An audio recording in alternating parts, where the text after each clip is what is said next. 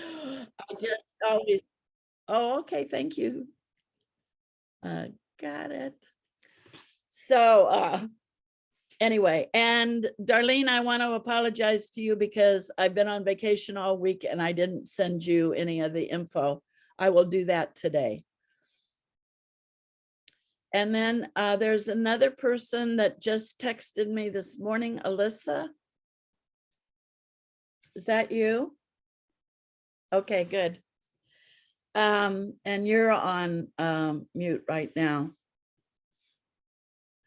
So I'm just going to go over all 9 types very sort of quickly, but that's mostly what I'll do today, and see if any of you have any questions. Again, this is about not only just our own self and whatever work we may or may not want to be doing about ourselves, but about if you know another person's number and they know yours, the two of you can actually talk about. I just got finished with a family reunion, and a couple of us actually sat down and said, because we had one little disagreement, argument at one point in time, and we were able to figure things out because it was mostly about our personality types and how we responded to different things. So we talked that all over as a group, and it was really cool because at the end of it, it was like, oh, okay, so here's what we need to do from now on. So I loved it. I want to first read to you a section. I really like Richard Rohr. I don't know if any of you have heard of him. He has a daily meditation. If any of you think you might like to look at him, he is a Catholic priest, Franciscan, and he puts a post up every morning, and he does a weekly, sometimes 2 weeks series on something. And he did 2 weeks on shadow work, which is what Enneagram is sort of all about. So if you go to, what is it, Carol? Something and contemplation in action. It's CAC. Anyway, I did a thing. I like his stuff a lot. So St. Francis of Assisi says, we can patiently accept not being good. What we cannot bear is not being considered good or not appearing good.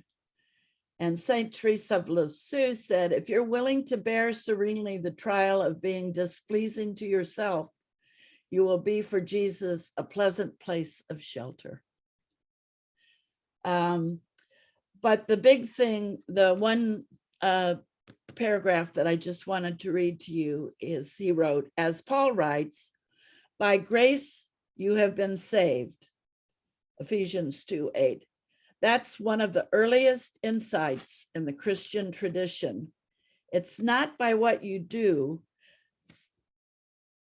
that earns God's love, not because you are so bright and light and have purged out all the darkness does God accept you, but as you are, not by doing something, not by your works, but gratis, you have been saved. That means you belong. God has taken you in. God embraces you as you are, shadow and light, everything. God embraces it by grace, and it has already happened. So, like I said, we're just going to do sort of a review and go over all of the types. And if any of you recognize yourself in the type, then feel free to share. So we'll start with the gut center. Remember, we did 3 basic centers: body, mind, and spirit. And body is the gut center and the instinctive center. People in types 8, 9, and 1 have an emotional response to life. They go with the flow of energy. They try mostly to be themselves. Relate to the present is dominated by past experiences, and they have high expectations of themselves and others. We'll start with 8. 8s, I don't know what they call them, sins or passions. If you're reading a lot of stuff, I'm going to call them shadow, because I like that term, and it doesn't mean something more. Sin means so many different things to so many different people. So their shadow is lust. They have a constant need for control. Their basic desire, or light, is to protect themselves. And if they can't do that, then they end up doing constant fighting. They love to argue. They love to be in competition. So if you're working with an 8, they're also really good leaders. But if you're working with an 8, you got to know that that's one of the things, their control, and they're loving to argue. My son-in-law and my daughter, and one of my daughters, are both 8s, and I don't play games with them. We played games this week with everybody, but I watch those 2 when they play, and I don't play either because I don't like to lose. And it's not about losing the game, it's about losing the argument, whatever it is. So their need is to be against, and they enjoy it. The actual energy of 8s is not really anger, but this total commitment to truth, life, and injustice. Their gifts, however, are they're good leaders. They're extremely good champions to the underdog. 8s want to be fun. They want to be in control. They are protectors, providers, entrepreneurs, natural leaders. Is anybody in this group an 8? I don't know. There's only one of you that I think I don't know, and that would be you, Lourdes. Did you by any chance take a test?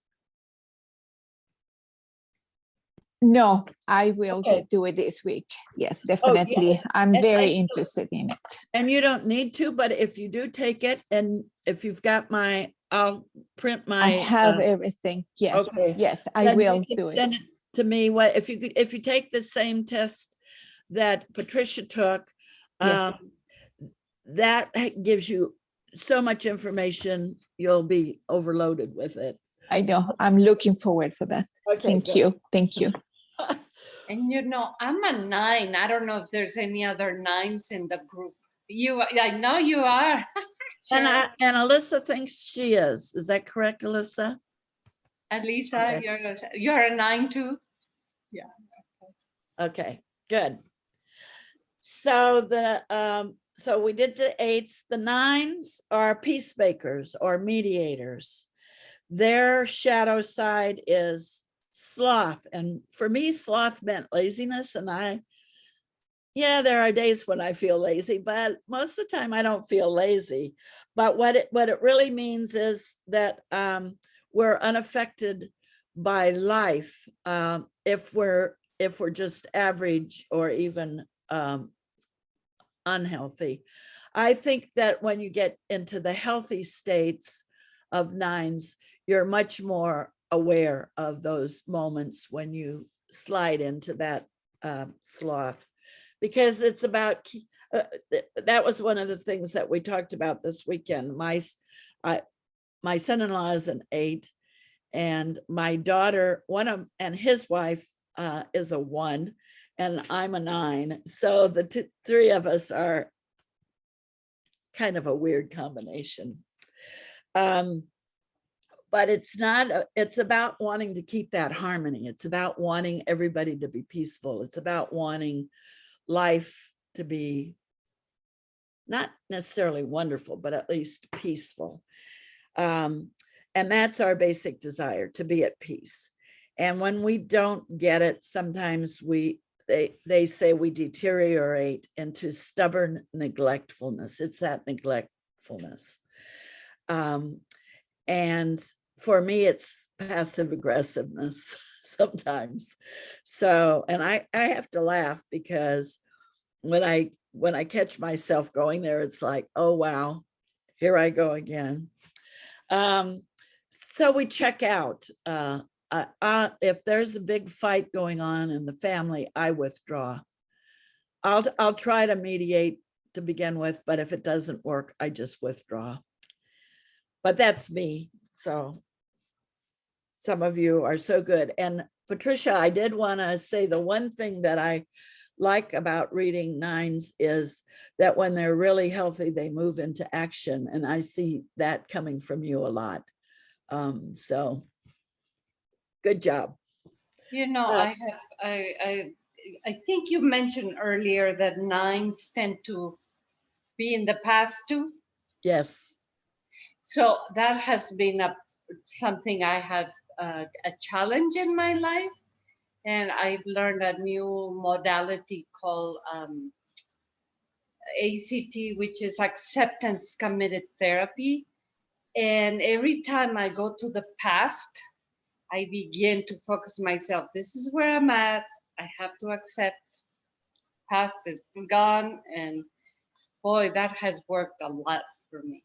Oh, that's good. That's good. I go to, when I start doing that, I go to, okay, gotta move forward. So what did I learn from that past experience? Yes. And yes. And if I did learn something, then I can move on better once I remind myself. If I didn't learn anything, then I do sit down and work on, what is that? What was that all about? So that's a good hint for all of us, I think. And our message that we learned when we were children were that we don't matter. And so we have this, I've always called it, my biggest problem was I always felt invisible. But on the good side, our gifts are that we are good mediators and arbitrators. We accommodate a lot, and that can be good, but it can also be too much. We need to take care of ourselves. 9s do. And we're good leaders when the situation presents itself, and we like predictability and acceptance. So, and when we're really good, when we're really healthy, we move that stubbornness and that leaving life or withdrawing, and get more active in our lives. Any questions about 9s for anybody? 1s are still in that first group. 1s are perfectionists. My daughter is a 1, but I don't like to call her a perfectionist because that pushes all her buttons. So the other name for a 1 is a reformer. Their big shadow is anger, and they use that to make themselves, that what they do with their anger is they make themselves perfect, and they expect everybody else to be perfect just like they are. Not perfect like you are, but perfect like they are. So, and that's something that my daughter is working on. Their basic desire is to have integrity. They have a real critical self-image frequently, and are always trying to be more perfect. Their fear is that they're too bad, that they're somehow defective. So they do a lot of correcting other people by insisting that the other person share their standards. But their gifts are, they're very rational, they're very just, they're balanced and reasonable most of the time. They're conscientious. They have a deep sense, a very, very deep sense of right and wrong. They have strong moral values. They're highly ethical, and they believe in truth and justice. Those are their main values. Is there a 1 in this group? I'm a 1. Okay. Does that any of that resonate for you? Except for one part. I really do set high standards, but they're only for myself. I mean, the world is really lucky that I have not been self-righteous, because I don't expect people to necessarily follow what I think is right and wrong. I'm quite accepting that there are other standards. That's good. And that's probably something you've learned along the way. I don't think so. I just think I'm strange. But Okay, I'm that's truly okay too. a wing 9. Yes, yes. And listening to you 9s talk, there are a lot of reasons why I rather bring a wing 9. And the one thing that struck me in the beginning was the anger issue, because you mentioned last week that 9s tend to, they may be Nines angry, but and they can, ones are all dealing with anger, right? I know I'm angry when I'm angry. And I've never been allowed to convince myself that I was not being angry. Yeah, But no, all the that's time. excellent. That's Yeah. excellent.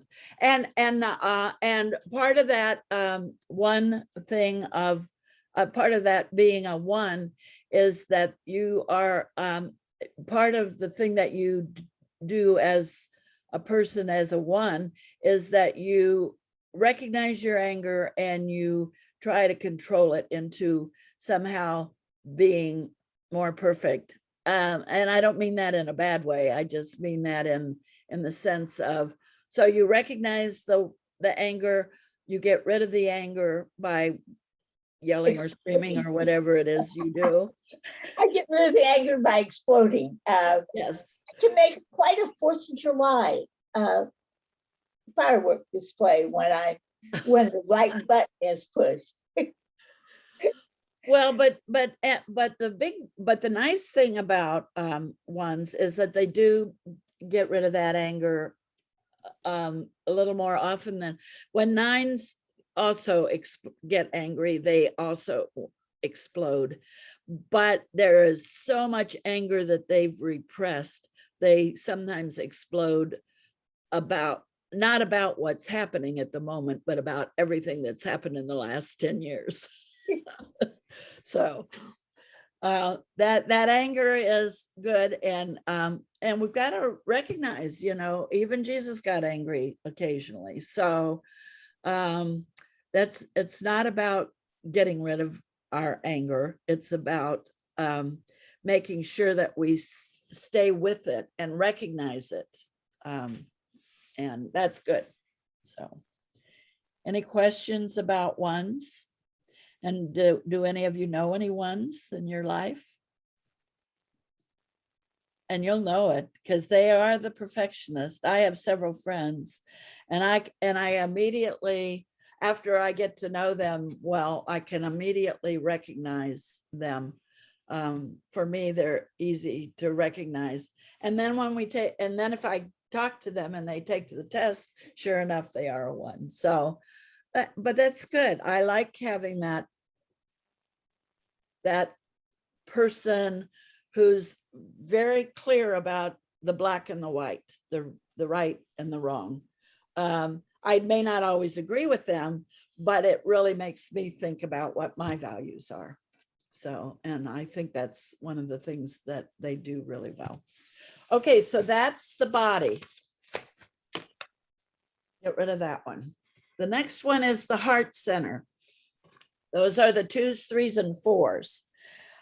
They respond instinctively by doing something. They're very other directed, very much like a 9. Sometimes 9s and 2s sort of intermingle and or don't know. The one big thing that the Enneagram Center says, Enneagram Institute says, is if you came out as a 2, but have another number that's very close to that, really do some work and discover whether it's because as a woman we've been socialized to be 2s, or is that really who you are? So I think And for your 9s, have you also, I wondered with 9s because of the repressed anger thing, is that the thing that's socialized? Because it's more acceptable in our culture for a man to show anger. Even little boys can show anger, and girls are put down for that. That's a good point. No, if you're truly a 9, it's not about showing your anger. It's about not even recognizing that you're angry. But could you have been taught that from the time you were little? Well, yeah, and that's probably part of all. Enneagram says that almost all of the reason that you're the personality type you are, I like Richard Rohr's thing, is it's not only nature and nurture, but it's also choice. So as a 2-year-old, if there's a lot of fighting and you sort of get shoved off into the corner because you're invisible, quote unquote, then that's how you've learned to be a 9 rather than another thing. If your coping mechanism was to just go off and hide, then you're probably going to end up being a 9. I mean, you probably, as you get older and your personality is developing, become a 9. If you have the same thing happen and you choose as a 2-year-old, I mean, I don't know how much of a choice it is to rant and rave and join the fight, then maybe you'll come up with a different kind of personality as you grow up. Does that make sense? Yeah. Okay. Okay, so heart people are other directed. They are always saying to themselves, not always, I'm talking about the average. They're always saying to themselves, how are others responding to me? And if you're not healthy as a 2, then you end up wanting to, I mean, as a 2 or as a heart person, then you end up saying, I need to do all these wonderful things for them so that they'll see me as a wonderful person. So 2s specifically are the helpers, the givers, that's their name. Their shadow side is pride. Their inability or unwillingness to acknowledge one's own suffering. So they're also sometimes martyrs, or feel like they're martyrs, maybe. Their basic desire is to be loved, and their fear is being unloved. So their gift, however, their gifts are they're generous, extremely generous, welcoming, living good lives, empathetic, compassionate, full of feelings for others, sincere, warm-hearted, and appreciative. They struggle with, the heart center struggles with, or feeling center struggles with their anxiety over their identity. And there's a little bit of fear of or shame in their general heartness, that those heart people. I think we might have a 2 in here, but do they want to share? No. I haven't done the test, but I suspect I'm a 2, and I really identify. I can see where I've moved in that from what you said about wanting people to see you as a good person, that sort of thing. I remember that in my past being really strong, that I'm not in that place anymore. I moved beyond it through certain circumstances. But they did create a lot of anxiety about how people saw me. And it wasn't like, it was more my need to be loved than I looked like a great person. I wanted people to love me. And I'm not sure about the pride thing. I don't, that didn't seem to fit, but I haven't looked at all the material on 2s yet, and I haven't taken the test. I'm doing that this afternoon to see for sure, but I sure did resonate with that part about wanting people to see me as a good person. Now, I no longer am in that way, but I can see my process to where I am today. Yeah. I don't know if that makes sense. Yeah. And You and know- there, go ahead. Yes, I also, Carly, I feel that I resonate with what you're saying, because I felt in my younger years that I was like that. And then, I don't know, through life or experiences or whatever, because when you first mentioned it 2 weeks ago, I thought, yes, that must be me, because I've always had that anxiety. I'm not saying Carly has it, I'm just saying it myself. But I have weaned out of it, I think. Yeah. Yeah. So that happens, right? As we experience life. Right. And if you remember that your personality type has always been your personality type, but that doesn't mean you don't have, I mean, that's your dominant personality type, but that doesn't necessarily mean that you don't have a little bit of all the others. And 9s especially have a lot of all the others. But, and as we get older, I think everything that I've read doesn't say it outright, but they sort of hint around that as you get older, you integrate more of the other personality types within yourself, whatever works for you. But if you take the test at 25, or if you take the test at 85, the dominant number should always be pretty close to the same.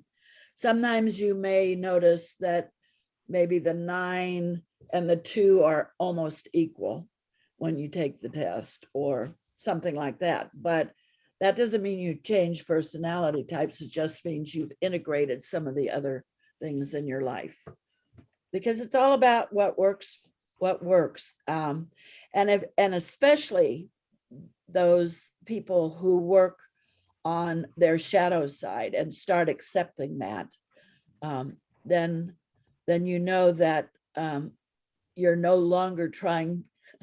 I say this sort of bluntly, but I don't mean it to be blunt, but it means you're no longer trying to make God think you're a good person, because that's not what it's all about. God loves us no matter who we are, and in fact loves us for exactly who we are. So all those little faults, those little warts and all that stuff, you're still loved. And that's what we need to accept for ourselves. That it's not about trying to earn our way into heaven or something. So, okay, any questions? About the helper people. What? That's what I've noticed about the helper people, the super helpers. what they won't let people help them. They see that themselves as a helper. They'll have something like cancer, which is nobody's fault. Oh no, such and such needs more help than I do, you know, don't worry about me. You know, it's very difficult to help a super helper. Right. And that's part of that pride thing, that even though they don't want to think of themselves as prideful, remember, pride and humility are two sides of the same coin, but they don't want to think of themselves. They want to think of themselves as more humble, but the real, and I've been there, I'm not talking bad about anybody, that occasionally I'll say, oh, I can't do that because that's not who I'm supposed to be. And that's part of what pride is all about. Yes. So once they recognize that within themselves, that and only when they recognize it, can they then move forward into becoming really people who want to do the service, not because they're doing the service, aren't I good, but I really want to help whoever this person is. I think for me, one of the biggest lessons to learn in that area was that by not accepting other people's gift of serving you and helping, you were denying them the opportunity to use their gift.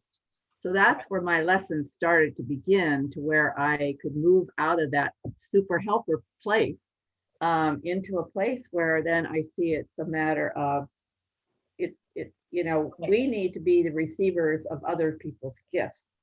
Right. And that really now is something that I'm really sensitive to. But yes, I know I started off as one of those more super helpers. Yeah. But I'm not anymore. I've had to learn. Anything else about twos that anybody wants to say? Okay, let's go to threes. You're just in time. Yay. Threes shadow side is deceit and vanity.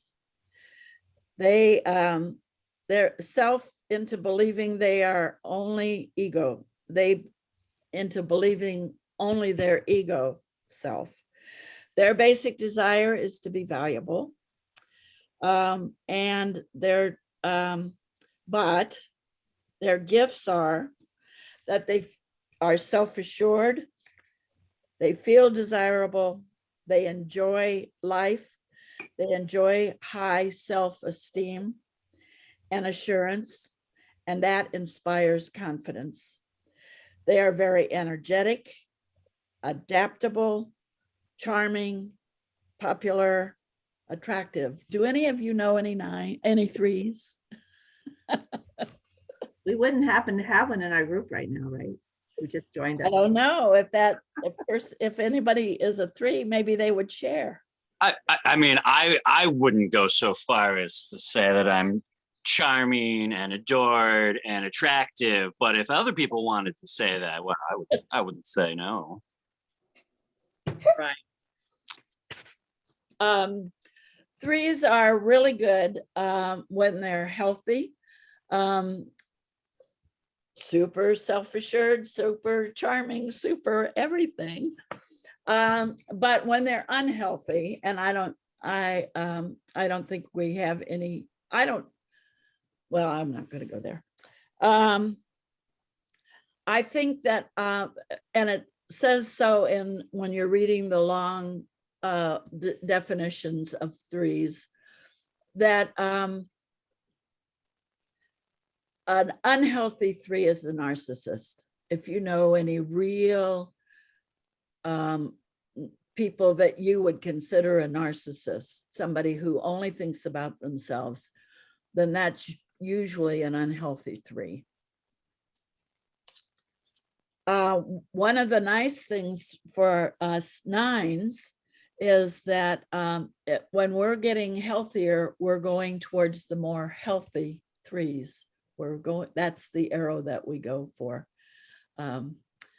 And but threes, when you're healthy, you go more towards the sixes. So we're in that triangle. When you're feeling a little insecure, then you might come over to the 9 side, but we'll talk about that later. Any other things about threes? If you know a 3, you'll know them almost right away because of the charmingness. One thing that I read, and I don't believe it like in a bad sort of way, but there's a minuscule of truth, is if you know anybody who's a good car salesman, they're probably a 3. All right, so then the next one is the 4s. The 4s are called individualist or the tragic romantic. Most of the 4s that I know are tragic romantics. Their shadow side is envy. And their basic desire is to be unique, to be themselves, but that self has to be unique. They don't care much about reality because it's disappointing, it's tragic, it's a letdown. But their gifts are, they're usually very artistic, write poetry, do art, any of that. They're awakened by a sense of beauty and harmony in their surroundings. They have a natural eye for beauty. They're exquisite in their taste. They have a great sense of liturgy. They have a great sense of shaping space and ritual and style. So if you know any 4s, you usually see them as very different than most people, but in an artistic sense. I know a couple of 4s. One of my good friends recently just died, who was a 4, and she wrote beautiful poetry. And apparently her ex-husband just published her a book of her poetry, and one of my friends has it because I was gone this week when he delivered them. So I will get it and read it this week. So any questions about 4s? Okay. And then the last group is the head people, the brain people, the thinking people, not that we don't all think, but those people. And they instinctively think about how to perceive things. That's their first thing. And their knowing is central to being. Knowing meaning in their head, they know it. They first know about the situation and then they see how they fit into it. So we're talking about 4s, about 5s, 6s, and 7s. 5s, let me make sure I've got a 5 here. 5s are, their shadow side is avarice. They withhold themselves from contact with the world. They hold on to resources and minimize their needs. If you know any hoarders, they're probably a 5. And even though some of us hoard little bits, we're not true hoarders. That's me. Their basic desire is to be competent. And to be competent means that they know exactly how to do it. They know exactly, and they read everything about whatever it is that they're interested in. Their gifts are that they're extremely good observers. They're good listeners. They have a quiet inner power.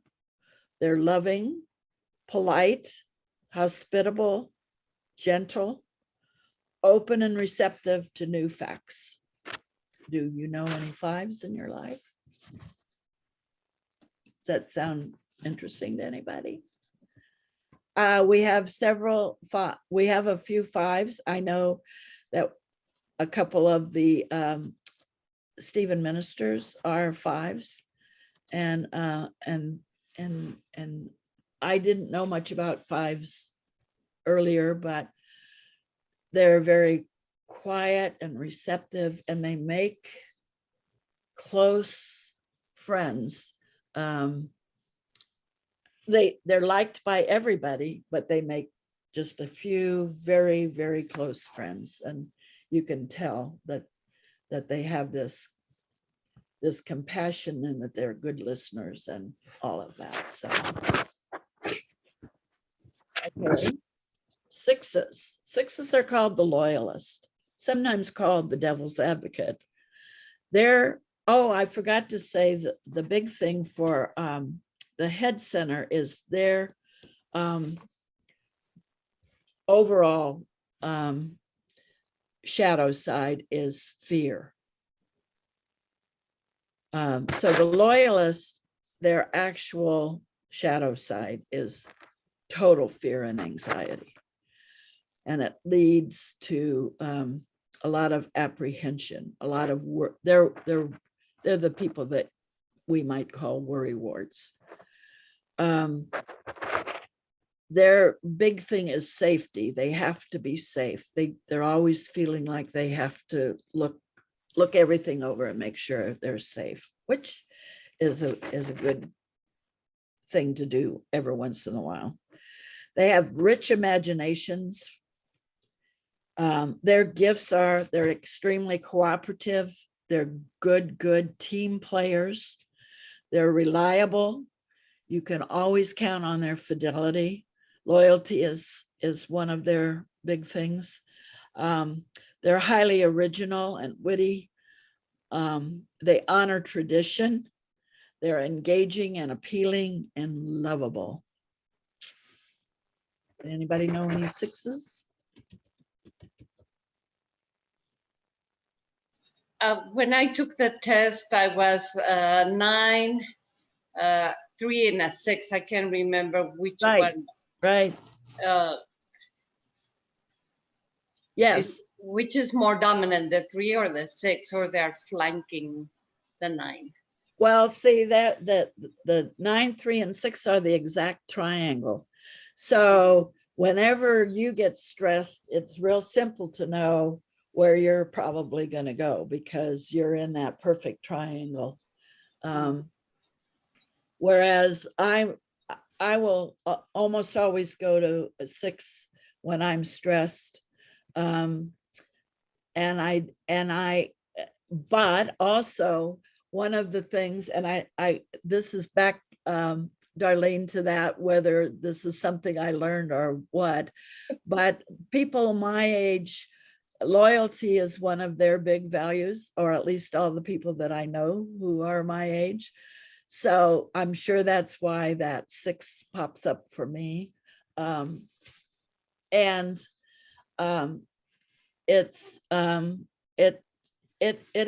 It's the triangle, and we'll talk about that at the very end of this, sort of where do you go when you're stressed and where do you go when you're feeling very secure and feeling good. This loyalty, in federal employee, we would give in interviews, there was always an integrity question. And one of the integrity questions was worded, hopefully in such a way, is your loyalty so much that if it's a choice of doing your job correctly or loyal to whatever you're loyal to, which would you choose? And I'm wondering, is this the kind of loyalty that you would do something around about for the person you're loyal to? Or is it the kind of loyalty that you're loyal to bigger things? Well, I think a 6 would say different people who, if you got a group of 6s together, it might be different with each of them, but they're loyal to something. And it's a very, very strong a feeling that they have to be loyal to something. Like the reason that I was talking about it maybe possibly being learned is people in my generation whatever job you got, you stuck to that job forever. Yeah. Unless you moved. But at the same time, because of that, and maybe because the company that you worked for was loyal to you and tried to keep you in the company, that, you know, it was reciprocal. It's not that way anymore. I think millennials, I think the stuff that I've read said millennials will have 3 to 6 different jobs. And I don't mean like if you're a pastor, you move around, or if you're a nurse, you move around and you stay, that same thing. But I mean, you're a pastor one day and then 3 years later you change jobs and you become an accountant, and 3 years later you change your jobs and become something else.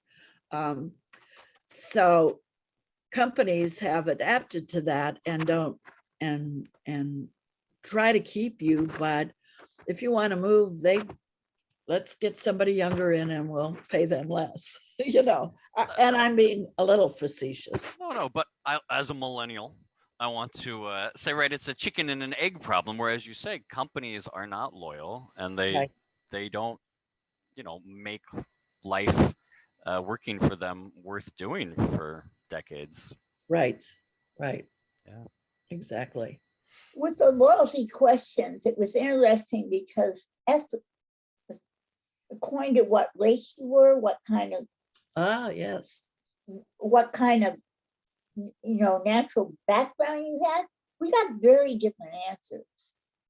And I actually met one person who used that test, that kind of question, to weed out the group of people he thought shouldn't work at the same job he does. Right. So there's 2 sides to it, Yeah. but you do have, when you say loyalty, I was wondering, what do you mean? Would you do something illegal for your children? Or would you look at what maybe would be better in the long run for your child? I mean, words like, some of the words they're using here mean so many different things to different people. Right.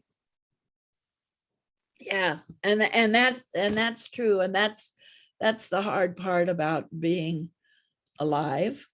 But it's also the fun part of being alive, to try to figure all that stuff out.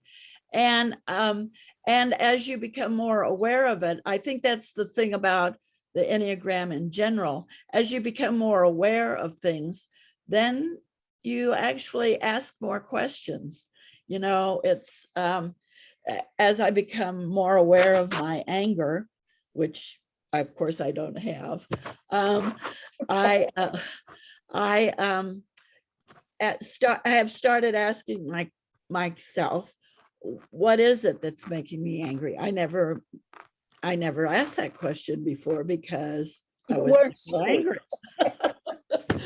I don't have anger, right? Until I blow up like Vesuvius. But and then I did wonder, where did that all come from? And I'm learning about that now, so that I can be more aware of who I am, and I can make a choice if I want to change it or not, I think is the best way to say it. It's not that I feel like I have to change it, but I can make that choice if I want to. And in the case of the anger, I have, because I don't like blowing up like Vesuvius. So, all right. And then our last person. Oh, any more questions about a 6?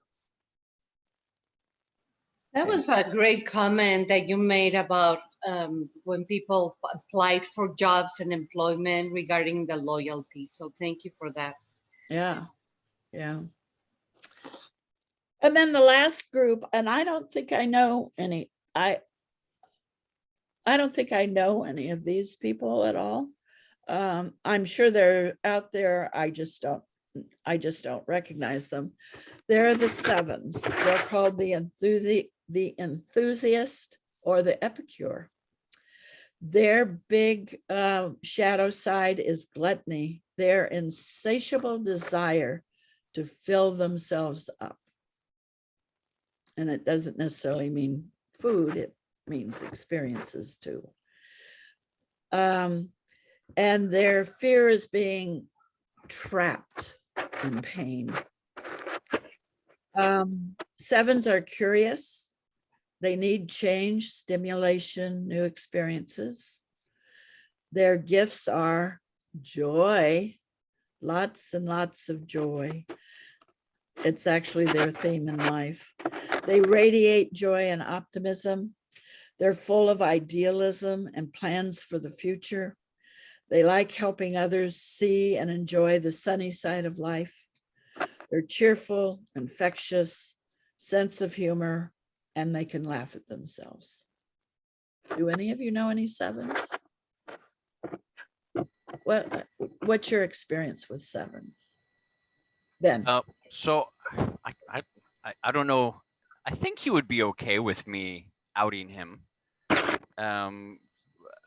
Bill Keys has told me he's a 7. I thought maybe he was, but I wasn't sure. Yeah. So for those of you who know the retired pastor Bill Keys in our congregation, he's a 7, and he's talked about, he changed his profession quite a bit in a generation when that didn't happen, because he was sort of always looking for something else and didn't want to be trapped. But he has that incredible ability to help other people see joy.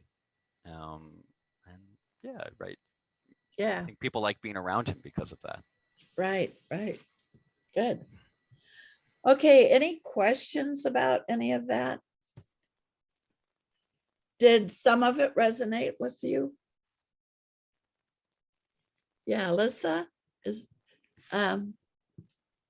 just looking at that 7, I wonder if some of the people I know have that, desire for change, which as a 9 who likes predictability, it's terrifying. Yeah, it is. But if a 9 can hook up with a 7, sometimes it's kind of fun. Yeah, I don't know. Every now and then my husband will throw out something like, what if we moved to New Zealand? Or what if we lived on a boat? And part of me is like, that sounds fun, but terrifying. Yeah. Fun for I always say fun for a visit, but I don't know if I want to live there. Okay, then the only last thing I just really want you all to think about, and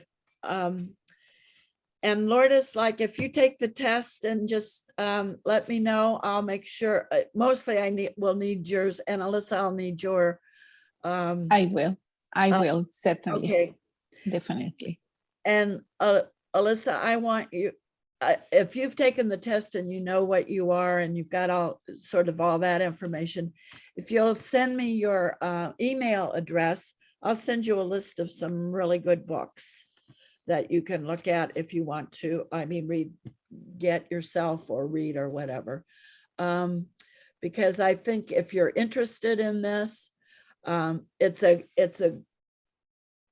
a good match with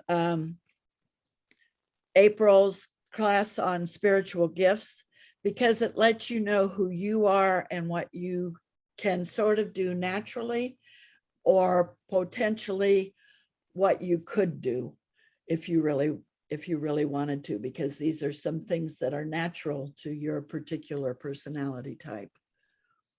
So the only last thing I want to make sure everybody's clear on is that you have the 2 ways to go. You have a direction of integration or security, and a direction of disintegration, or feeling really kind of scared or whatever with whatever's going on when you're stressed.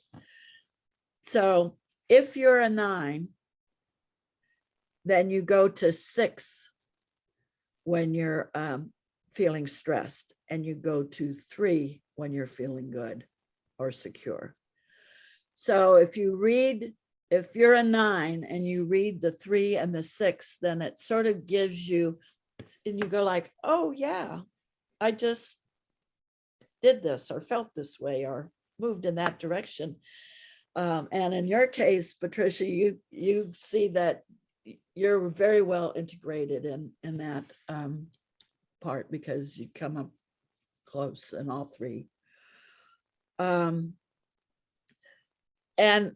if you're a 3, then you go to 9 when you're feeling stressed, and you go to 6 when you're feeling secure. For anybody else, if you're a 1, yeah, we've got a 1, you go to 4 when you're feeling stressed, and you go to 7, that joyful place, when you're feeling secure. That is so true. Good. I don't know about the 4. I have to relook at what they are, but yeah, when I'm having a good time, yeah, I can. 7s is a good place. The good part of 7s is a place to be. Right. And if you're a 2, you go to 8s when you're stressed, and 4s when you're feeling good. And that brings into your art side, Miss 2. Okay. Any question? Well, I have one last quick question. Given who you think you are at this particular time, whether you've taken the test or not, what are the gifts that you have, that you think you might have, that would lead to something that you could do either at church or in the community?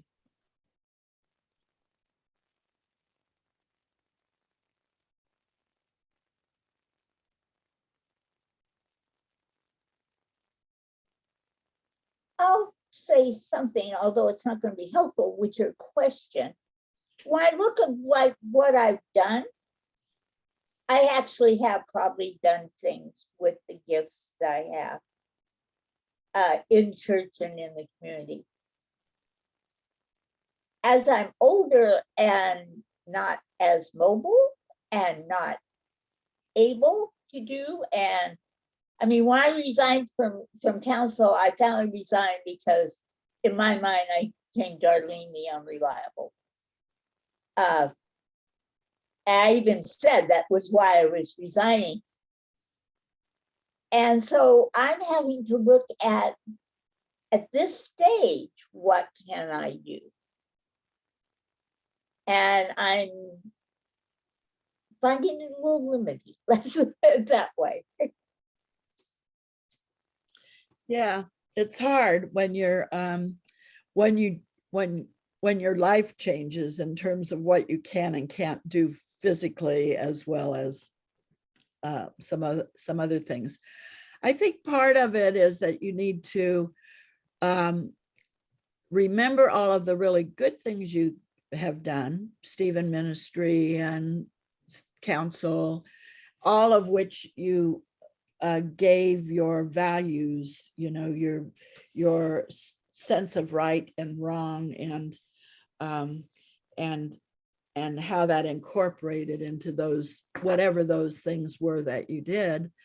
And then, so sit down and think of the things that you can do. I think this year has taught me that Zoom is a good way to communicate with other people when you have that gift of being able to talk to other people and that sort of thing. So, and maybe you don't want to do like Zoom or face-to-face on your telephone or whatever, but that communication thing is something that's always a good thing to do, and that connection with other people, so that you can share that gift, those gifts that you have with them, and they can share stuff with you that will bring a little more joy into your life, since joy is the thing that is that part of you when you're feeling good that you like to do more of. So those kinds of suggestions, and we can talk about it more one-on-one sometime. But I think that's a really good place for you to start thinking about just connecting with other people and sharing those values that you have, because or if anybody knows of anybody who needs to learn a little bit more about those values, check with Janie, because she can help you with some of that, because she's the one. Yeah, I don't think she minds me saying you that. realize that in the modern world, or even the old world, when you share your values vocally, then you are paying to other people. Oh, and they will say to you things like, "Oh, I appreciate how you share your values," which is code for, "Would you please keep quiet more often?" I hope you don't take that from everybody to believe that that's I what their know. thing is, because that is, I've always said, and I've said it to her, I've always said to Janie, you are so different than I am. I truly appreciate when we have conversations, because it really makes me think about who I am too. And gives me a better perspective of what and I think partly because I'm a church person, gives me a really good perspective of what I can do better in my spiritual life. I love talking to Janie and getting that perspective. I definitely second that. And, just meeting you and listening to you when you read at church, I that's why I asked you if you had been an educator, because I just loved your energy, and I would love to be around you more and learn from you more. Oh, So thank you. Thank I you. hope I get to have the pleasure of being more in the Zooms, or when I go to visit, I may be able to visit you as well. You know what I can't do is, I'm a complete failure at coffee hour. I could not be a pastor because I could not do coffee hour. Will you just go and chat with people? Yeah. And because I can do something in front of a group, I do know that people often assume that I'm standoffish or unfriendly. No, I just do not know what you do when you come across somebody and just chat. Right. I'll let you in on a secret. I don't know either, but as a 3, I fake it till I make it. Well, because as a 3, you're an actor. I just act like I know what I'm doing. So you could make it an acting procedure. Okay, I'm in a play where I'm doing coffee hour, and this is the way the character would act, and you're really good at acting, so no one knows the difference. Hey, anybody else want to share some way they can use their gifts? Carol, I know your gift some of your gifts in the past. I know a lot of your gifts, but some of the gifts in the past have been with small groups, and I think that might be a good way. Even if you don't do small groups, one of the small groups that you could do is how to do small groups. So, and that's part of, as we get older, maybe as we're younger, we do a lot of doing, but as we get older, maybe we can do some more teaching or passing on our knowledge to the next generation. It's a good thought, Sherrill. Anybody else? Okay, I want to thank you so much for coming, and I hope you come again next week. I will be here next week along with April. We are getting together. There's a group of us who are getting together. We've apparently, Ben, maybe you could talk a little bit about this. We've got a test that you can take or online that we can figure out spiritual gifts and how we can use those.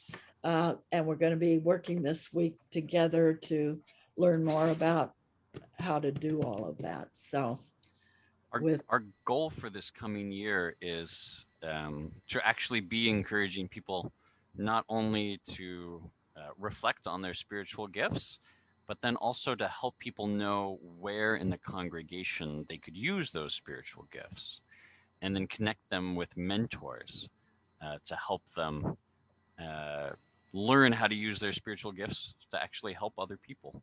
yes. So we're sort of have a database in the system we're slowly building for this, and we're hoping some of you will be our guinea pigs, our first test pilots for this new system.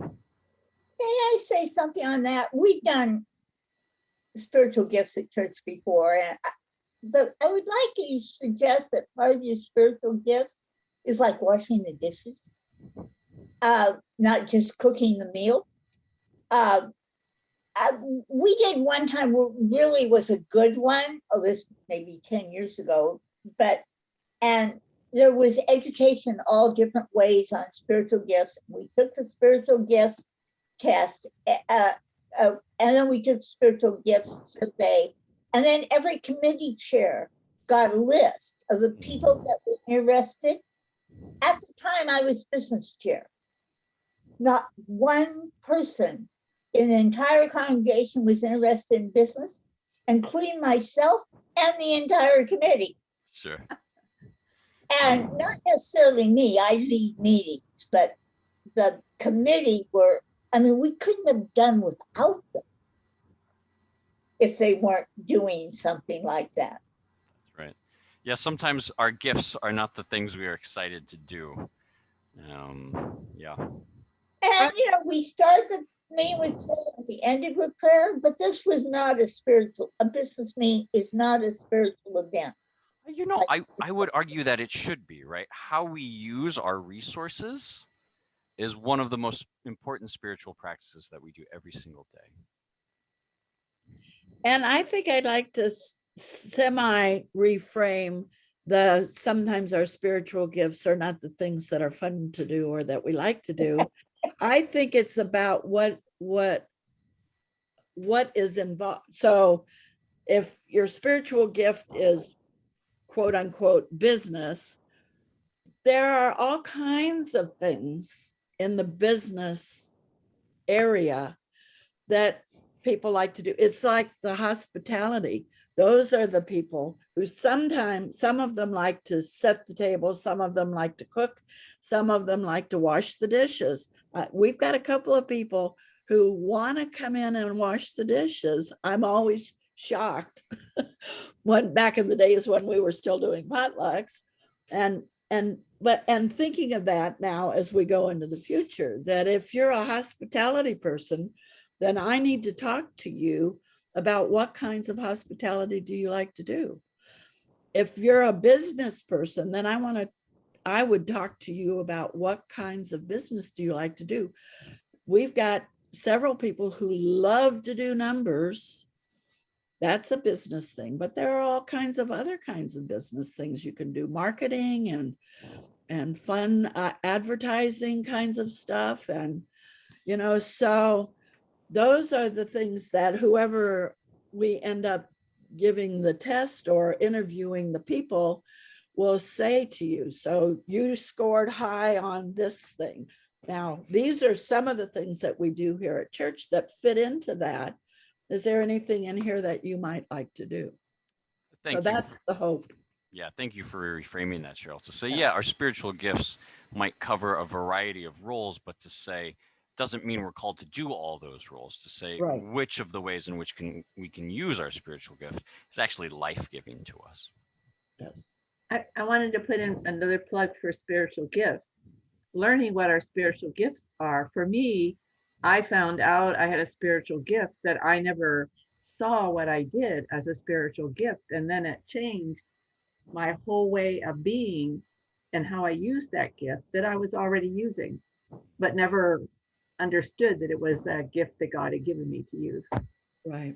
So it's a really important to take a look at and discover what our gifts are.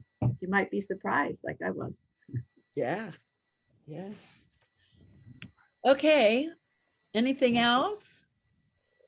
Feel free. Now's our chance. See you then next week. Let's end with the Lord. What? I hate to say this with Ben here, but I'm going to go to church next Sunday. And when you go to church in church, I don't know when I'll be home to turn you in. So I may be a little late. That's okay. We'll take you whenever you can get there. Unless, you know, Ben becomes a Catholic priest and does an hour service in an hour. Well, he almost don't want Last week I did. Oh, I don't Oh, like I 1 wasn't hour here service. last week. I was on the road. Okay. Our Father, who art in heaven, hallowed be thy name. Thy kingdom come, thy will be done on earth as it is in heaven. Give us this day our daily bread, and forgive us our trespasses as we forgive those who trespass against us. Lead us not into temptation, but deliver us from evil. For thine is the kingdom and the power and the glory forever and ever. Amen. Thank you, thank you, thank you. if Thank you, anybody Sherrill. the reading of the script, I loved what they did. I'm glad. I also love the idea that he editorialized. I've often thought that would be a nice thing to do, to editorialize while you're reading the script. But it was really well done and really moving. I'll pass that along. Thank you. That's good. Alyssa and Lourdes, would you go to the chat and put your email address Email. down so I can have them? Sure. Absolutely. Thank you so much. Thank you. Thank you, Sherrill. It's a great Yes. class. Thank Thank you, everybody. Bye. you. I see you next week. Okay. Looking forward. Oh, wow. I can't hear you, Lourdes, because you got your mute on.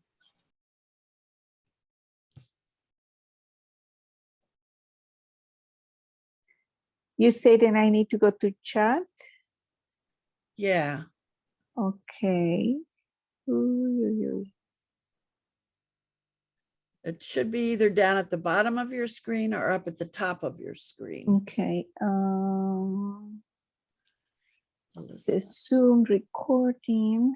I'm not so good with the computer, so anything like I can put more, right? Meeting minimizes background is Yeah, connected. click more. Chat. I found it. Okay. And then the chat message is go down to the bottom where it says to, and then type your Yeah. email in. Thanks, Alyssa. It was good to meet you. I'm glad you've joined us. Yeah, thank you for creating a way to get to know more people. Right. It's a way of at least recognizing some faces. And now that we're getting ready to start back to church again, it'll be good. I'll recognize you when I see you and I can talk to you. So I've got yours. You got it? Yeah. So All right. yours, Lourdes, is Madelle. ESKIN. Okay. AOL.com. Yeah. Madelle Skin.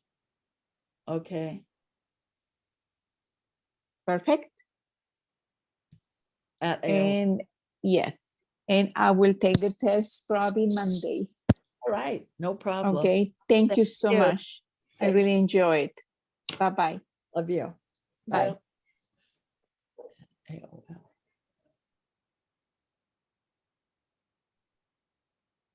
Good. Thank you.